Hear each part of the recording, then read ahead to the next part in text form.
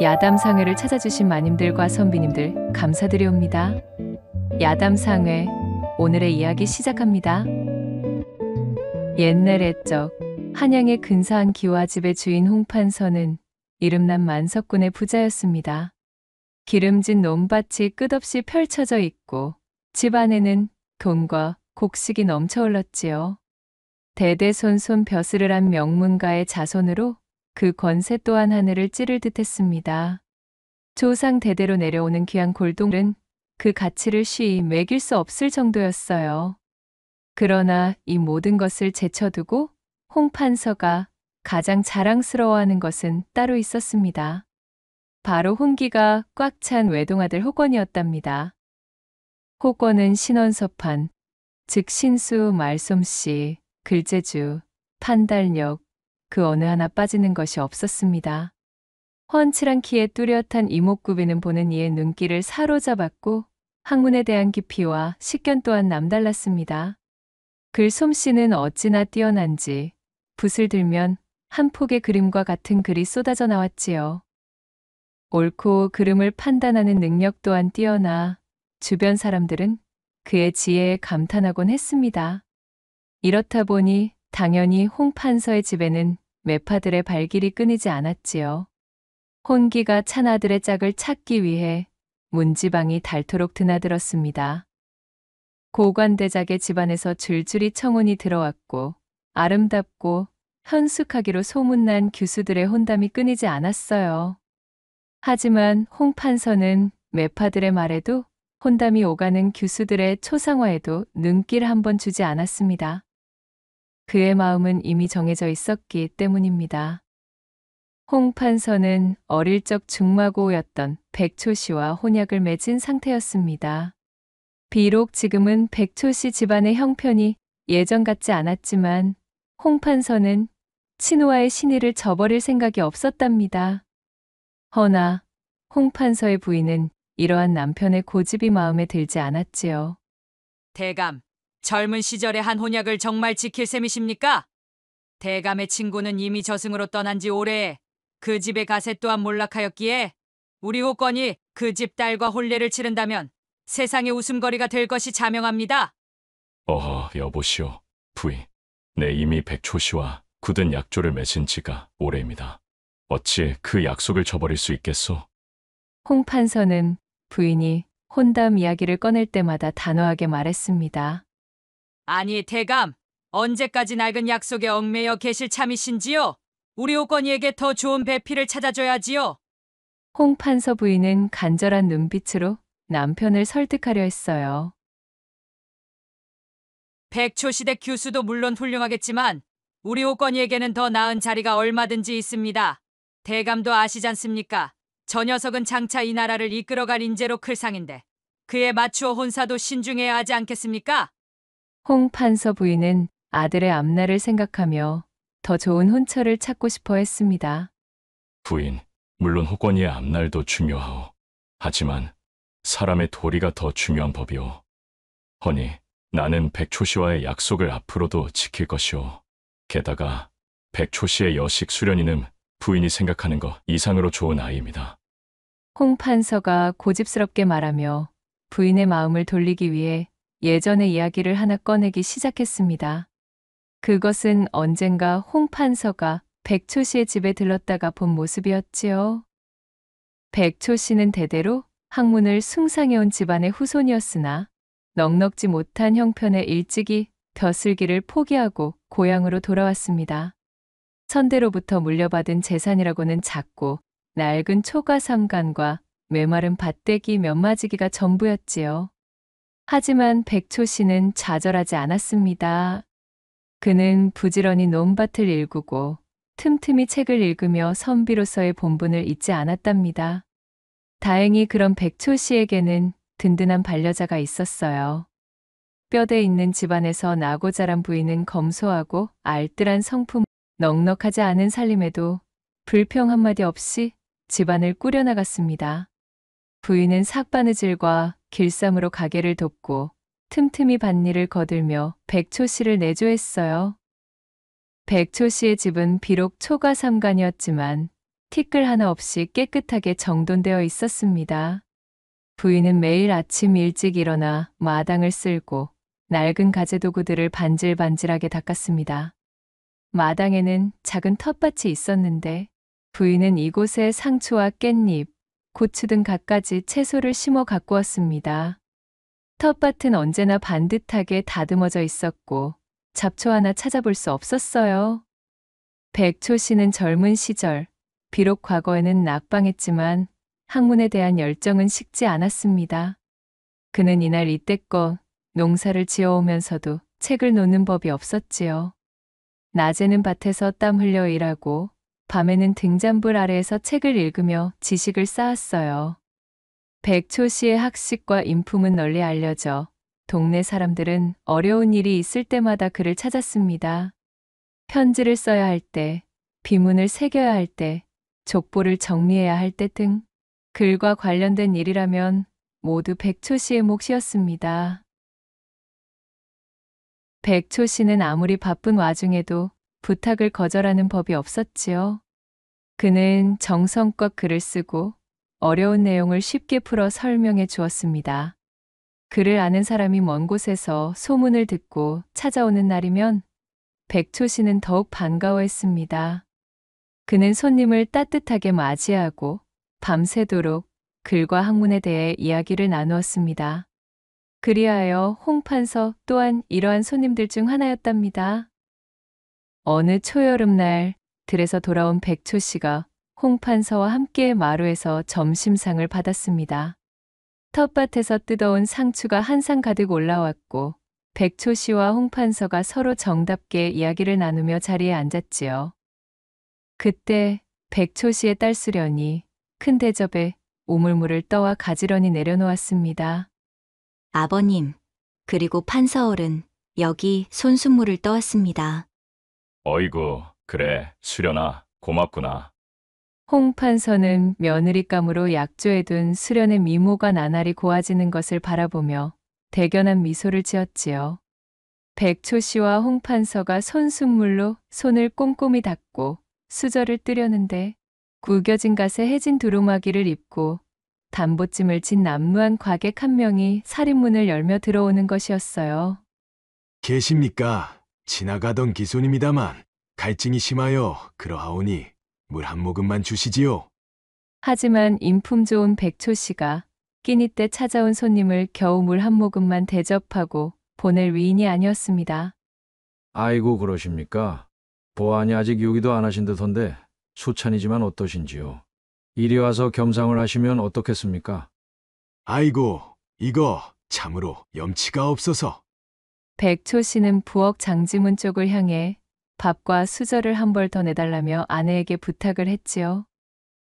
그때 길소는 갈증이 매우 심했던지 창이 놓인 마루로 들어서 앉다 말고 백초 씨의 손을 씻은 물이 담긴 대접을 들어 벌컥벌컥 마시는 게 아니겠어요? 그 모습을 본 백초 씨가 대경실색하고 말았지요. 아니 그 물은 내 손. 헌데 백초 씨의 딸 수련이 쪼르르 달려오더니 백초 씨의 팔을 붙들어 그를 말리고는 길손이 반쯤 마시다가 내려놓은 손 씻은 물을 두 손으로 잡고 벌컥벌컥 다 마셔버리는 것이었습니다. 그러고는 생긋이 웃으며 길손을 쳐다보며 말했지요.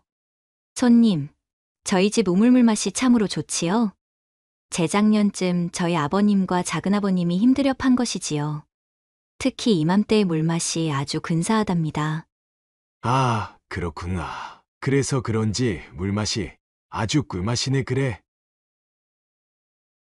수련은 싱그러운 미소를 띄우고는 물러갔고 길소는 맞바람에 개눈 감추는 속도로 고봉밥을 다 비운 다음 깊이 허리 숙여 백배 인사를 하고 살인문을 빠져나가 가던 길을 재촉하였습니다. 길손이 떠나고 나서 백초 씨가 딸 수련이를 불렀지요. 아니 수련아, 길손이야 손수물인 줄을 모르고 마셨다지만 대체 너는 어찌하여 마신 것이냐? 그러자 수련이 웃으며 대답했어요. 그 길손이 아버님 말씀을 들었는지는 모르겠으나 만약 자신이 들이킨 물이 손 씻은 물인 줄 알았다면 판서 어르신도 함께인 자리에서 그분이 얼마나 무안했겠습니까?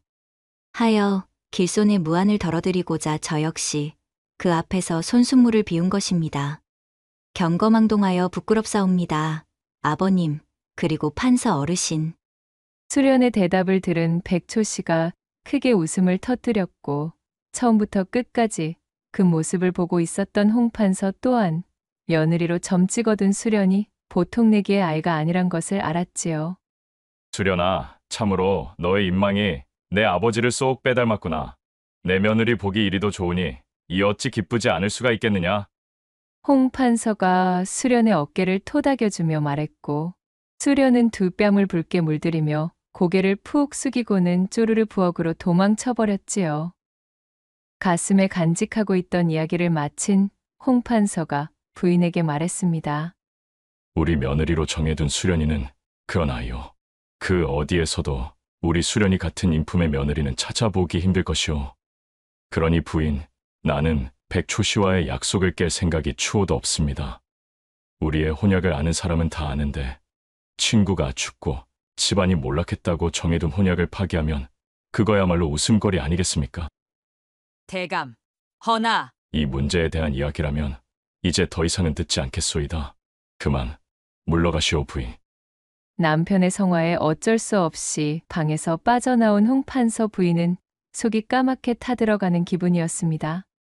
일이 되면 당사자의 마음이라도 돌려보아야 하겠구나. 그럼 몰락한 집 구석에 귀한 내 아들을 장가 보낼 수야 없지 않겠는가. 부인은 제 아들인 호건을 붙잡고 간곡하게 설득도 해보고 때로는 눈물로 호소하기도 했습니다. 호건아, 어미의 마음을 정녕 모르겠느냐? 너는 장차 이 집안을 이끌어갈 기둥이다. 너의 혼사는 단순히 너만의 일이 아니란다. 가문의 번영과 미래가 걸린 중대한 일임을 모르는 것은 아니겠지? 홍판서 부인은 애절한 목소리로 아들을 설득하려 했어요. 하지만 부전자전, 호건의 마음 역시 홍판서처럼 확고한 것이었지요. 어머님, 물론 어머님의 마음을 모르는 바가 아닙니다. 허나 소자 아버님의 뜻을 따르는 것이 옳다고 생각합니다. 아버님께서는 오랜 시간 동안 백초 씨 어른과 신의를 지켜오셨습니다. 소자 역시 그 약속을 깨뜨릴 수 없습니다. 호건은 정중하지만 단호한 어조로 대답했습니다. 아버지의 뜻을 거스르는 것은 자식된 도리가 아니라고 생각했지요. 게다가 호건 역시 이미 수련과는 깊을 대로 깊은 사이였기에 그녀가 아닌 다른 여인과 혼인하는 것은 상상조차 할 수가 없었지요. 어머님, 걱정 마십시오. 수련 낭자는 훌륭한 여인입니다. 수련 낭자가 집안의 사람으로 들어온다면 능히 가문을 빛낼 인재이오니 너무 나를 세우지 않으셔도 됩니다. 하지만 얘야, 호건은 어머니를 안심시키려 애썼지만 홍판서 부인의 마땅찮은 마음은 쉬이 가시지 않았답니다. 결국 설득만으로는 집안의 두 남자를 꺾을 수 없다 판단한 판서 부인은 장꾀를 하나 떠올리게 되었습니다. 어차피 집안에 들이는 것을 막을 수 없다면 집안에 들인 이후 내쫓을 방법을 마련하면 되는 것 아니겠는가? 누가 뭐라고 안들 그런 집안의 며느리는 내 절대 두고 볼 수가 없느니라. 그렇게 시간이 흘러 그해 가을, 결국 호건과 수련의 혼례가 수련의 집 마당에서 치러졌지요. 소박하지만 정갈한 혼례식이었습니다. 혼례가 끝난 이후 호건은 제 신부인 수련을 데리고 본가로 들어왔지요. 아버님, 어머님, 앞으로 이 집안의 사람으로서 한 점 부족함이 없도록 항시 노력하겠습니다. 시부모에게 고개 숙여 인사를 올리는 수련은 밭꽃처럼 희고 깨끗한 인물이었어요. 단아한 이목구비에서 나오는 청초한 아름다움에 옆에 서 있던 신랑 호건은 입이 귀에 걸릴 지경이었습니다.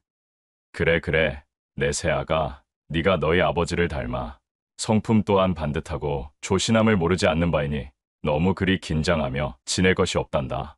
앞으로 우리 아들을 잘 부탁한다. 홍판서는 흐뭇한 미소를 지으며 며느리를 맞이해 주었지요. 하지만 홍판서 부인의 눈빛은 달랐습니다. 그녀는 눈에 불을 켜고 수련을 노려보고 있었어요. 며느리의 흠을 잡으려는 듯 매서운 눈초리로 위아래를 훑어보았습니다. 그러다 입가에 알듯 모를 듯 야릇한 미소를 슬며시 흘리는 것이었지요. 그래, 어디 한번 잘 해보아라.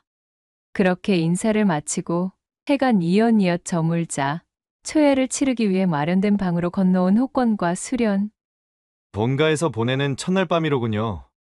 네, 서방님. 수줍게 마주 앉은 두 사람 사이에는 어색함과 설렘이 뒤섞인 묘한 기류가 흘렀습니다. 방 안에 켜둔 은은한 촛불의 빛이 수련의 얼굴을 타고 춤을 추고 있었어요. 호권은 수련의 맞은편에 앉아 조심스럽게 그녀를 바라보았습니다. 혼인을 하여서 그런지 오늘따라 더욱 아름다워 보입니다. 호권의 부드러운 목소리에 수련의 볼이 발그레하게 물들었습니다. 수련은 수줍은 듯 고개를 숙이고 제 옷구름만 만지작거렸답니다. 저도 서방님이 더욱 늠름해 보이십니다. 수련의 작은 목소리가 귓가를 간지럽혔습니다. 호권은 옅은 미소를 지으며 수련에게 조금 더 다가갔어요. 나는 우리가 이렇게 부부의 연을 맺게 될 날만을 기다리고 있었습니다. 참으로 꿈만 같소. 호권이 수련의 손을 조심스럽게 잡으며 말했지요. 앞으로도 잘 부탁드립니다. 너무도 작고 부드러운 수련의 손을 잡고 호권이 제 마음을 전하기 시작했어요. 나는 그대와 함께 행복한 가정을 이루고 싶소. 서로 아끼고 사랑하며 평생을 함께하며 말이오. 호권의 진심 어린 고백에 수련의 눈가가 촉촉해졌습니다. 수련이 살며시 고개를 들어 호권을 바라보았고 두 사람의 눈빛이 허공에서 얽히며 춘정을 가득 불사르기 시작했습니다. 저도 같은 마음입니다, 서방님. 수련의 목소리가 떨리고 있었지만 그 안에는 호권을 향한 진심이 가득 담겨 있었어요. 호권은 웃으며 수련의 손을 더욱 굳게 잡았습니다.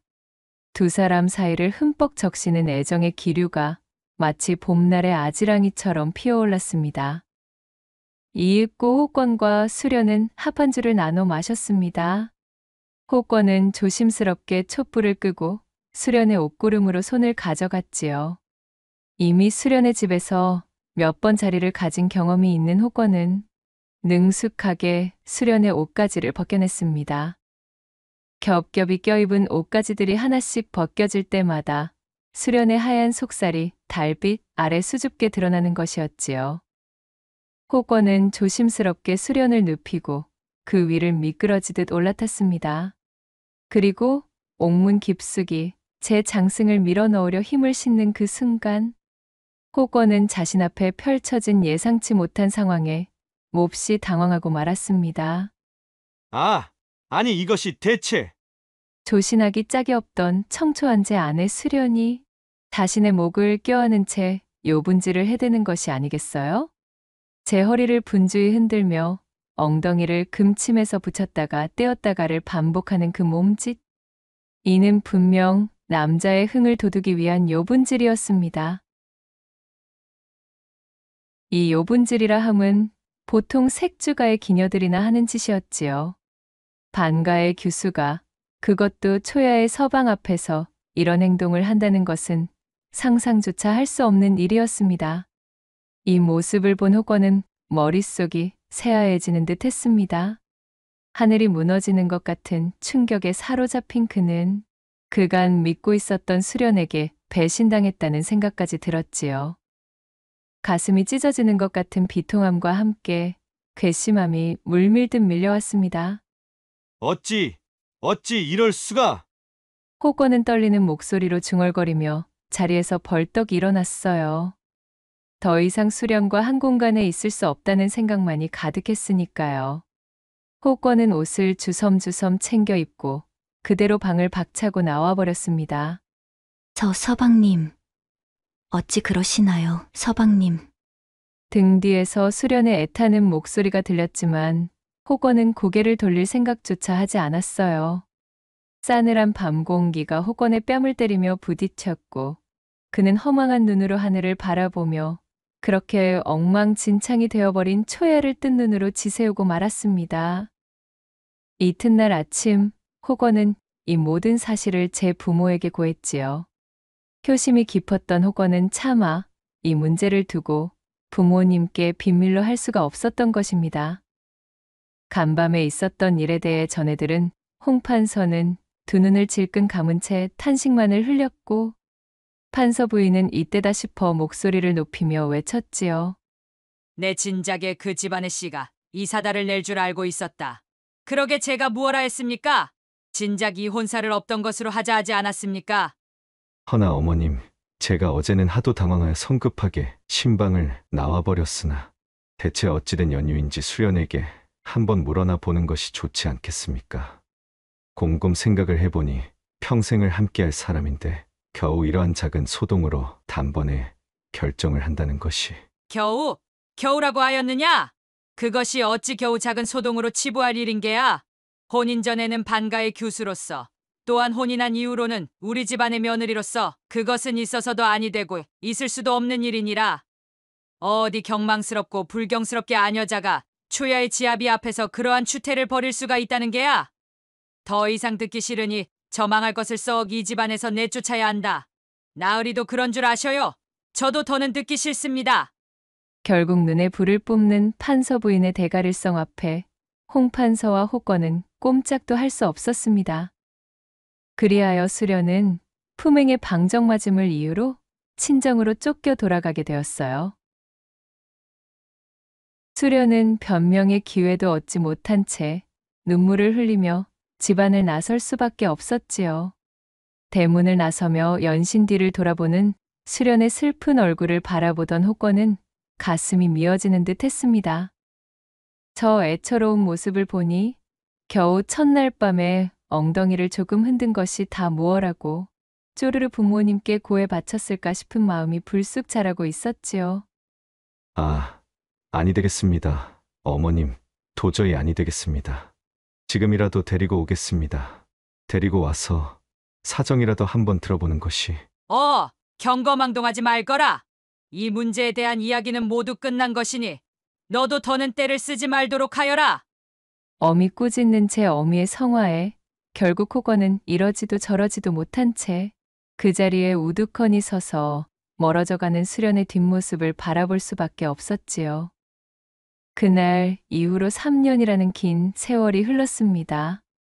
그 사이 호건은 과거에 급제하여 벼슬길에 올랐고 관직을 얻어 입신양명의 꿈을 이루게 되었습니다. 하지만 그럼에도 불구하고 호건은 전혀 기쁘지 않았어요. 호건에게는 첫날 밤에 벌어진 악몽 같던 일이 여전히 그의 마음속 깊은 곳에 자리 잡고 있었기 때문이었지요.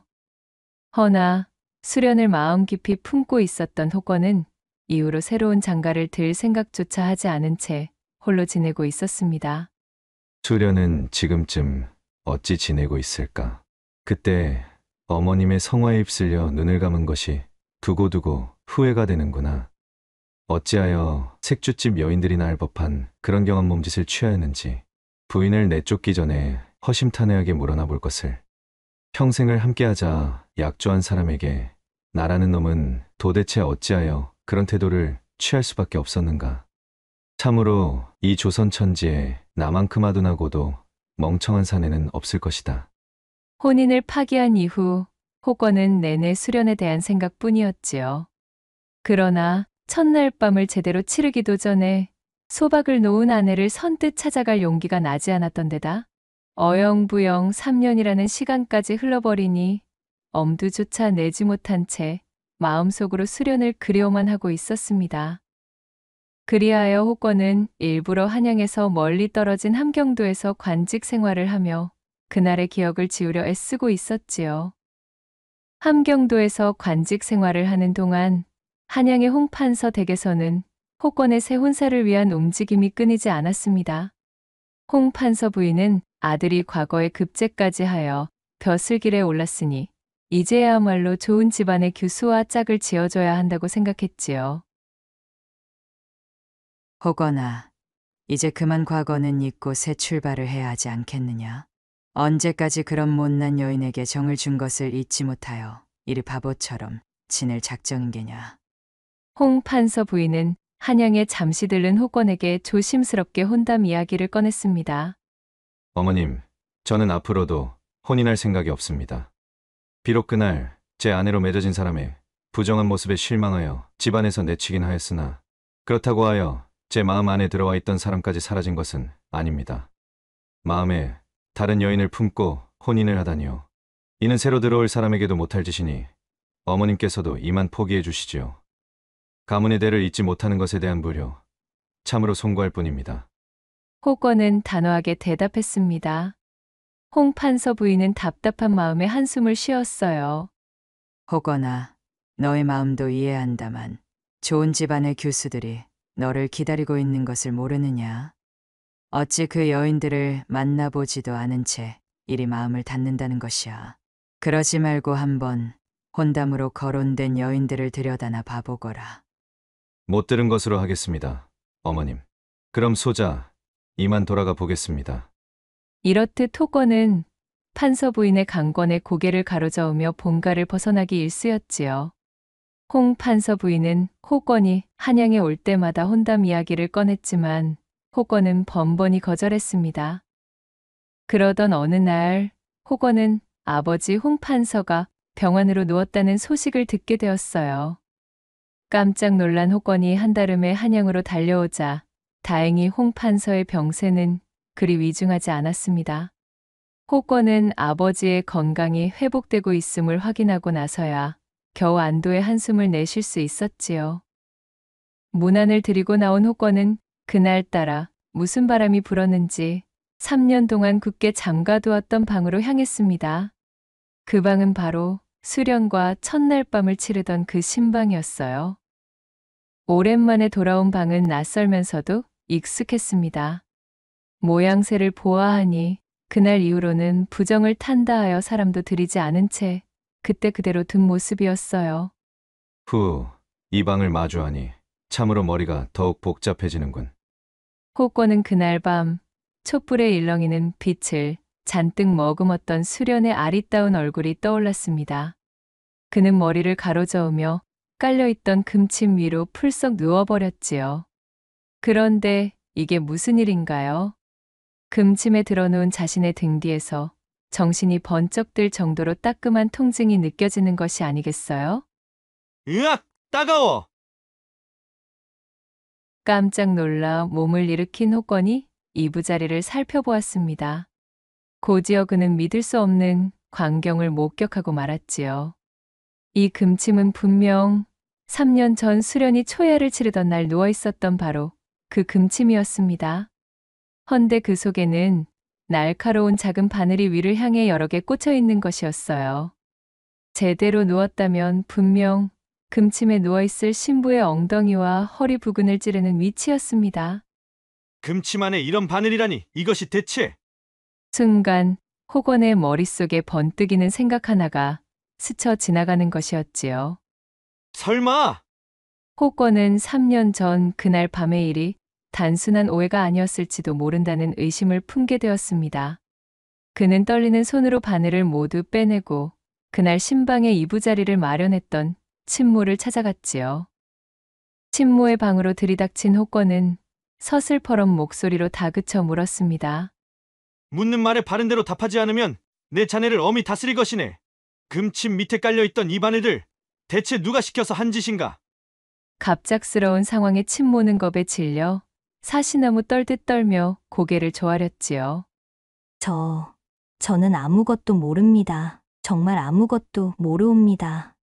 친모는 눈물까지 글썽이며 호소했지만 이미 의심을 거두지 못했던 호건은 쉽사리 물러서지 않았습니다. 거짓말 마시게! 자네가 아니면 누가 초야를 치를 금침방에 들어와 이런 관계를 꾸밀 수가 있다는 말인가? 누구의 사주를 받은 것인지 어서 사실대로 말하지 않으면 내 자네를 엄벌에 처할 것이야. 분노에 가득 찬 호건의 형형한 기세에 결국 친모는 모든 것을 자백하고 말았습니다. 아, 안방마님이 시켰습니다요. 친모가 울먹이며 겨우 입을 열었고 호건은 눈앞이 새하얗게 변하는 기분으로 자리에 주저앉고 말았습니다. 안방마님, 즉 판서 부인이자 자신의 어미가 바늘을 금침 요 속에 넣으라고 시켰다는 것이었습니다. 즉 아무런 잘못도 없던 수련은 초야를 치르던 그때 그저 금침 위에 누웠다가 바늘이 자신의 몸을 찔러 그것이 아팠기에 허리를 들썩였던 것뿐 요 분질과는 아무런 상관도 없었던 것이지요. 아니, 오히려 자신은 눕자마자 고통에 소리 질렀으나 수련은 그 아픔마저도 초야를 치르는 중 경거망동으로 보일까봐 그조차 입 밖에 내지 않고 꾹 참았던 것이라 생각하니 호권은 하늘이 무너지는 기분이 들었습니다. 내가 대체 무슨 짓을 저지른 것인가? 그런 것도 모르고 이 집안에서 수련을 내쫓다니. 누명을 쓰고 눈물을 흩뿌리던 수련이 대문을 나서며 돌아보던 마지막 그 얼굴이 다시금 떠올랐습니다. 화가 머리끝까지 뻗친 호권은 그 길로 홍 판서에게 모든 사실을 고했습니다. 아들의 이야기를 들은 홍 판서는 믿을 수 없는 충격과 분노에 휩싸이고 말았지요. 자신의 부인이 결백한 며느리이자 중마고우의 딸에게 그런 끔찍한 계략을 꾸몄다는 사실을 믿을 수가 없었습니다. 홍 판서는 분노에 찬 목소리로 하인을 불러 제 부인을 데려오라 명했고 잠시 뒤 떨리는 걸음으로 안방마님이 방으로 들어왔습니다. 대감, 무슨 일로 이리 급하게 찾으신 겁니까? 판서 부인은 영문을 모른 채 불안한 눈빛으로 남편을 바라보았습니다. 당신이 정녕 이러고도 반가의 안주인이란 말이시오. 어찌가 시집을 온 며느리에게 그런 참담하고도 몹쓸 짓을 할 수 있단 말이오. 홍 판서는 불같이 화를 내며 부인을 질책했어요. 판서 부인은 그제야 모든 것이 들통났음을 깨달았지요. 대감, 저는 그저 이 집안을 위해 그리한 것뿐입니다. 판서 부인은 변명하려 했지만 홍 판서의 분노는 쉽게 가라앉지 않았습니다. 더 이상은 듣기 싫소. 아무리 생각하여도 당신의 죄는 도대체가 용서를 할 수 있는 수준의 것이 아니오. 당장 이 집에서 나가시오. 오랜 세월 동안 함께 해온 부인이었지만 의와 예를 무엇보다도 중히 생각하던 홍 판서는 자신의 부인이 저지른 일에 대한 책임을 물어 그녀를 집안에서 내쫓고 말았습니다. 눈물 콧물로 범벅이 되어 홍 판서의 바짓가랑이를 붙들고 늘어진들 신뢰를 잃어버린 홍 판서는 그녀에게 눈길조차 주지 않았지요. 결국 판서 부인은 수련에게 행했던 악행을 고스란히 돌려받아 그렇게 달랑 보따리 하나 싸들고는 집안에서 쫓겨나게 되었습니다. 한편 모든 진실을 알게 된 호권은 곧바로 수련을 찾아 나섰어요. 더는 지체할 수가 없었습니다. 내내 마음에 걸렸던 바보 같은 자신의 실수를 바로잡을 수 있는 기회는 지금뿐임을 알고 있었지요.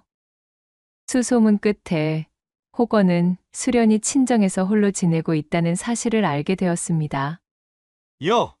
여보! 3년 만에 다시 만난 수련은 여전히 아름다웠지만 얼굴에는 깊은 슬픔과 그리움이 서려 있었습니다. 서방님께서 어찌? 그 수모를 겪고도 자신을 서방님이라 호칭하자 호건의 눈에서 눈물이 터져나오고 말았지요. 호건은 수련의 얼굴을 바라보는 것조차 죄스럽다는 듯 털썩 그 앞에 무릎을 꿇고 자신의 잘못을 진심으로 뉘우치며 용서를 빌었습니다. 나 같은 글러먹은 종자는 감히 당신 같은 사람의 곁에 있을 자격조차도 없는 망종의 인간이었고요. 내가 잘못했소. 참으로 미안합니다. 당신을 오해하고 씻을 수 없는 상처를 준 것, 게다가 집안에서 내친 것까지 모두 잘못했습니다. 부디 이 못난 놈을 용서해 주시오. 호건은 눈물을 흘리며 간절하게 용서를 구했습니다. 수련은 그런 호건을 지그시 바라보고 있었어요. 서방님, 지난 3년 동안 단 하루도 서방님을 잊은 적이 없었습니다. 어떤 연유에서 저를 내치신 것인지는 정확히 알 수 없었지만 언젠가는 서방님께서 저희 본심을 알아주시리라 믿고 있었사옵니다. 수련은 호건을 향한 변함없는 마음을 고백하는 것이었어요. 호건은 그런 수련을 와락 끌어안으며 외쳤습니다. 미안합니다. 참으로 미안하고 면목이 없습니다. 이제 2번 다시는 당신을 놓지 않겠소. 두 사람은 뜨거운 눈물로 서로의 마음을 확인했습니다. 그렇게 다시 재결합한 호권과 수련은 서로를 더욱 아끼고 사랑하며 부부의 연을 굳건히 맺었지요. 호권은 자신이 수련에게 저지른 실수를 만회하려는 듯 고을의 모든 아녀자들이 부러워할 정도로 수련에게 지극정성을 쏟았습니다. 홍 판서 역시도 쫓겨난 부인을 대신하여 며느리 수련에게 용서를 구했고 또한 며느리를 극진히 아끼며 이후 대를 이을 자식들까지 얻어 행복한 나날을 이어갔다는 후문이 옵니다. 낭독해드린 이야기가 마음에 드셨다면 구독과 좋아요, 댓글로 야담상회를 응원해주셔요.